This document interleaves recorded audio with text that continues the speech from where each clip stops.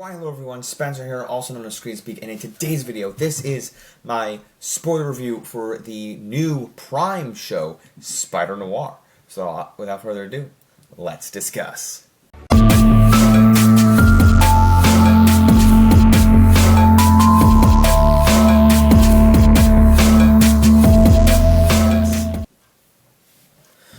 Alright guys, I am very excited here today. This show, I wasn't really on my radar. I mean, see, the thing is, when they put out trailers for shows and movies, then like after I watch it, I'm like, oh yeah, that's either more on my list of anticipation or it's not. But I remember when they first said this idea, not because I love Spider-Man. And there's two things that got me even more excited. The fact that they said this Spider-Man Noir, we're going to do it in black and white. There's two ways to watch this show, and the only correct way is to watch it in black and white. Now, for me personally, again, like I said, I enjoy this show much more than what I thought I was going to. Not just because of the black and white version, but when I saw the trailer, I thought, when I heard that Phil Lord and Chris Miller, Lord and Miller, who did their Spider-Verse films, where the character's based off a comic book, but where this Nicolas Cage persona is from, I was like, oh, they're taking this seriously. And not that I didn't think they would, you know, it's Sony, Spider-Man is a Sony, under the Sony company. And then I see the trailer, and I just knew it was going to be good, but I was like, because of the reason, they're going to do, potentially, a Venom spin-off animated of the Spider-Verse movies. I don't know how well that would go. And listen, I love Spider-Verse. The next Spider-Verse is... I can't wait for the next Spider-Verse. It's my most anticipated movie ever. It'll be the best trilogy ever. This show, though, really was what I really loved about. Like, I enjoy this show more than Daredevil Born Again. Either season. I mean... The Daredevil theme by the Newton Brothers is great. Now, this show, I am beyond excited for the new X-Men 97 Season 2. But this show really just, it hit hard with the noir feel. And another thing I'll say is I remember, I have my critiques about the new Supergirl movie. But when I came out of Superman, and to just out loud to my friends and everyone, I said, this is joy. The Superman 2025 feels like pure joy for the new DC era. This show, and it felt like, reminded me of the Lego DC Supervillains game. Lego Marvel Superheroes 2 with the Spider-Man Noir feel, that's how the show is. It doesn't feel, like, there's a lot of comic booky, I'll say, the Snyderverse. It doesn't feel, maybe it feels like a certain comic book, but there's not, like, Shazam feels a little bit more lighthearted, but it doesn't, like, a lot of the Snyderverse feels the same. This show, if you're playing Lego Marvel Superheroes 2 and you see Spider-Man Noir, you feel like, well, Spider-Man Noir, even the comic book, it all feels the same tone, the sepia tone, as they the theme song, Saving Grace. I've added it to my playlist. It's so good. By Kirby. Well, I don't know who Kirby is, but she sings the song, the intro title sequence. I skipped it sometimes, but it's still really good. The problem is, for me, with this intro sequence, it's good, but it's not like a Stranger Things or like a Rick and Morty theme that just is, it's, you know, by someone else. Like if it was a John Williams theme, or if it's like what's another theme song? I mean, I guess The Big Bang Theory is one that, you know, but never mind. I digress. But it's a good theme song. I was just trying to skip it so I could binge it easier. But beyond that, like I said, this is better. I enjoyed this more than Daredevil Born Again. I think that I really liked. Thought Born Again Season 2 was better than the first season because of the things that they did, and I'm excited for Season 3. But I feel like Kingpin. Well, also I'm a big Spider-Man fan. I think Kingpin has been used a lot, like an awful lot. I know he's the main villain, but it's like if you had Joker in every Batman movie, which you don't. You got Bane in this one, you got Catwoman in this one, you got Penguin in this one, you got Riddler in this one. You got Poison Ivy, you got Mr. Freeze. You know, you got the variety there. And it's like Daredevil does have other villains. Why not use those? But besides the point. I mean, like Deadpool. I mean, we had it wasn't like we had the same villain in all three Deadpool movies, but it's my point. But in this show, it's really unique because, and another thing I'll say, I think I like this show more than the Penguin show because I was a little iffy. I think the Penguin show is really, really good. However, as much as I like, pop culture franchises and watching things, TV is one of these pieces of media that it's hard for me to do. It's not that it's longer, which I mean, if there's a 3-hour movie like Oppenheimer, it's brilliant. But Penguin had this thing where it's crime, like it's like The Sopranos, but this is as well, and it's this gritty crime noir because that's the name of the show. That's the feel of it. And Silvermane, which is a Spider-Man comic character, they're doing these classic, popular villains, but they use Silvermane as an unknown villain, as this main crime lord boss I shouldn't say gathering up, courting up the villains. So it's really unique, and you having Sandman, Electro. There's a third one, a Tombstone.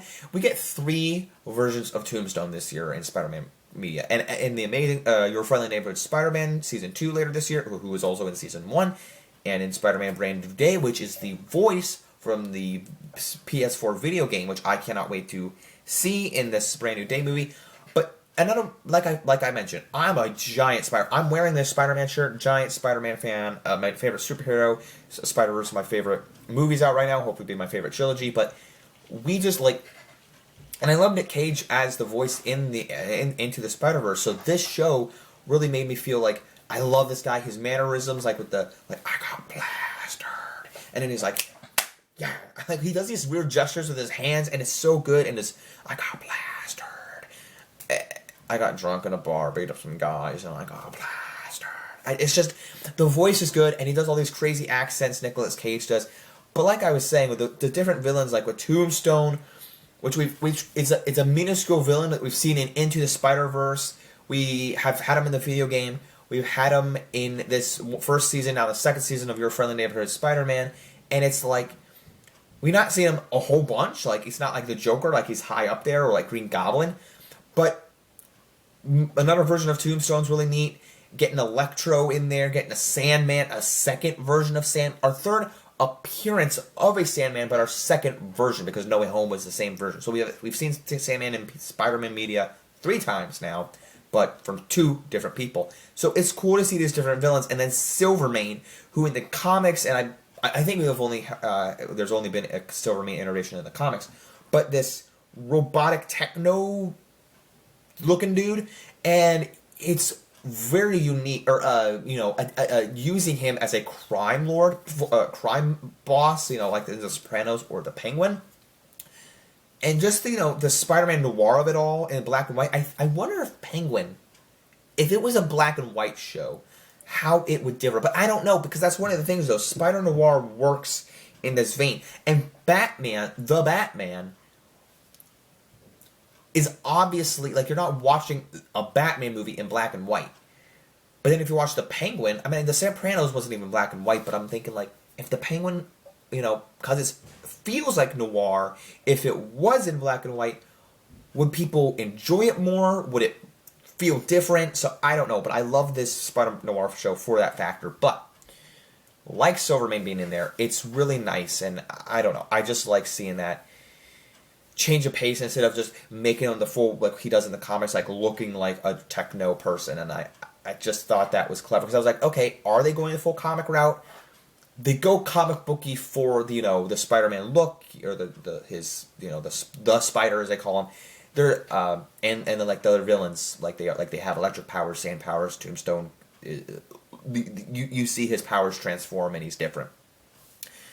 The one thing I'll say, there is one episode which doesn't really bother me. It's like when you're learning about Spider. Oh, and another thing, because they have Man Spider in this show, which before I was gonna get kind of transition from what I was gonna say, is that they're kind of leaning in. I like the show being released now before Brand New Day, because we get learning more about Tom Holland, Peter Parker's Spider Bite, and interacting with his own body transformation. So I think that's really neat with the man spider biting Nicolas Cage's Ben Reilly, and there's two, and then like having these spider problems with his body.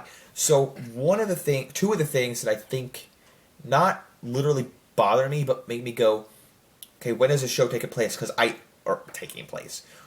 What? How does the show fit in to Spider-Man lore? So, in the beginning, it goes, people ask me, like, what dimension I'm from, or where I'm from, something or other. And he goes, but his name is Ben Reilly. So, not whatever he says in Into the Spider-Verse. And then, so that was just one thing. It didn't really bother me, because Ben Reilly is a version of Spider-Man, but it's like, I thought Ben Reilly was Scarlet Spider, so, not sure, but regardless, I still love the show besides that.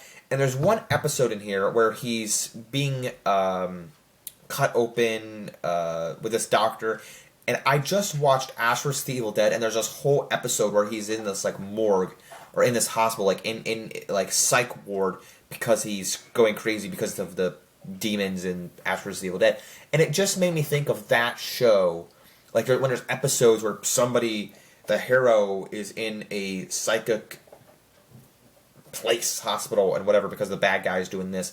But it wasn't even the bad guy. It was a doctor that was trying to help out her son, and it all made sense for the show. But I'm like, all right,